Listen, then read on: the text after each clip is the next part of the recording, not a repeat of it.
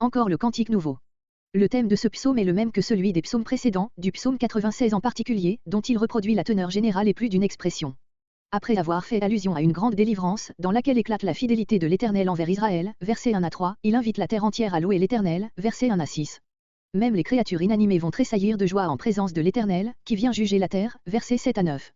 Si notre supposition, relativement à l'origine du psaume 96 et des cantiques analogues, est justifiée, la délivrance dans laquelle le psalmiste voit le signe de la venue de l'Éternel en son règne, serait le retour de Babylone. Verset 1. Verset 1 à 3. La grande délivrance récente. Psaume. C'est ici le seul cas, dans tout le psautier, où ce mot figure dans un titre sans aucune détermination plus spéciale. Un cantique nouveau, voire psaume 96.1, note. L'ont délivré. Cette parole est un écho d'Ésaïe 63.2-5, qui montre l'Éternel agissant par sa seule puissance, pour délivrer son peuple de tous ses ennemis. J'ai regardé, personne pour m'aider. Mais mon bras m'a sauvé et c'est ma fureur qui m'a soutenu. Verset 3. Tous les bouts de la terre, Ésaïe 49.6, Luc 3.6. Verset 4. Versets 4 à 6.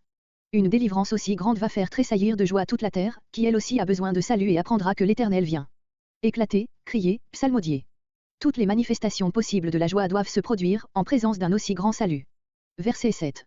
Verset 7 à 9. Toute la création dans l'allégresse. Que la mer s'émeuve, voir psaume 96.11. Verset 8. Que les fleuves battent des mains. C'est par des battements de mains que l'on acclamait un nouveau roi. Cette même image est employée ailleurs à l'occasion du bruissement du feuillage, dans lequel le prophète voit aussi un signe de la joie de la nature, Ésaïe 55.12. Les montagnes, comparé psaume 96.12. Verset 9. Il jugera. C'est du jugement que sortira la délivrance pour la terre entière, comme cela a été le cas pour Israël.